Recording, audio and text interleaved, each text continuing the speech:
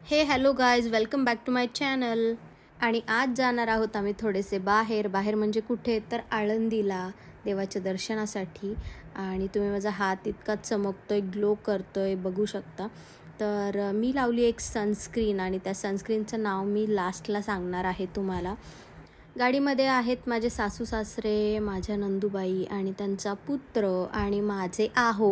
आम्ही सगळे मिळून चाललेलो आहोत. त्याच्या आधी आमच्या ह्यांच्या सख्ख्या मामाची पूजा असल्यामुळे बंगल्याची आम्हाला तिकडे सुद्धा आमंत्रण आहे. आम्ही तिकडेच जाणार आहोत, पण आम्ही येता येता आळंदीला जाणार आहोत. सो फायनली आम्ही चरवलीमध्ये पोहोचलो. अंतर लांब असल्यामुळे आम्हाला भरपूर लेट झाला होता दुपारी. सो सगळे नातेवाईक हे आम्हाला भेटले आणि आम्ही सरळ जिथे पूजा मांडली होती तिथे गेलो आणि पाया वगैरे पडलो. जो पोशाख आणला होता तो त्यांना दिला आणि सगळे नातेवाईक हे खूप खुश होते.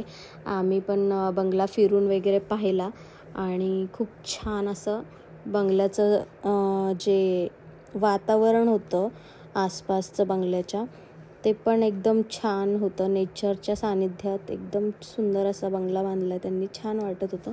त्याच्या पुढे आमचं असं ठरलं की त्यांचे 2 नंबरचे मामा जे आहेत त्यांच्याकडे सुद्धा आम्हाला जायचं होतं. खूप छान वाटत होतं तिथे. बरेच पाहुणे जे होते ते भेटले आणि नंतर आम्ही खाली गेलो. आम्हाला रिटर्न गिफ्ट मिळालं आणि आम्ही तिथे विचार केला की आता जेवण करून लगेचच निघावं, म्हणजे पिंपरी चिंचवडला जे मामा आहेत जाधववाडीला त्यांच्याकडे आपल्याला जाता येईल. तिथे थोडा वेळ थांबता येईल, पण तरी आम्हाला लेटच झालं तिथे. सो मी या कार्यक्रमाला घालण्यासाठी साडी घेतली होती बरोबर, आणि मला असं वाटलं मी तिथे गेल्यावरती वेअर करेल, कारण की मी मेकअपसुद्धा तिथे पोहोचण्याच्या अर्धा तास आधी केला.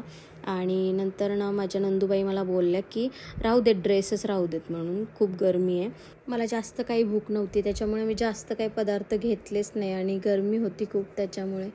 आणि हे जे होते रिटर्न गिफ्ट्सचे त्यांना मी सांगितलं की गाडीमध्ये ठेवून या, कारण की मला बिलकुलच चालता येत नव्हतं. मी हाय हिल्स घातले होते. आणि हे त्यांचे मामा आणि माझ्या सासूबाई ह्यांचं बोलणं चाललं आहे काहीतरी, आणि आम्ही मग निरोप घेतला त्यांचा आणि निघालो पुढे दुसऱ्या मामांकडे.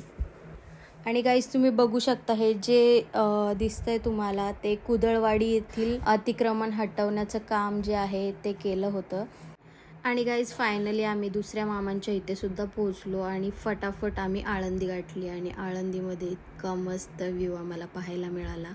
पण आम्ही दर्शनासाठी आतमध्ये निघालो होतो, कारण आम्हाला गॅरंटीच नव्हती की दर्शन होईल की नाही होईल, कारण गर्दी कधी असते कधी नसते.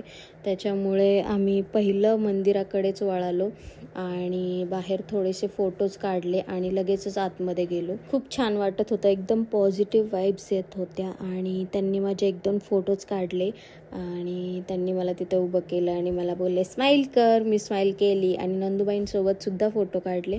नंतर आम्ही आतमध्ये गेलो आणि आतमध्ये गेल्यावरती लगेचच आमचं दर्शन झालं. सो गाईज आम्हाला इंद्रायणीच्या काठी जायचं होतं, त्याच्यामुळे माझी घाई चालली होती, कारण की 5च्या पुढे सूर्य मावळायला लागला होता आणि मला असं वाटत होतं की अंधार पडेल.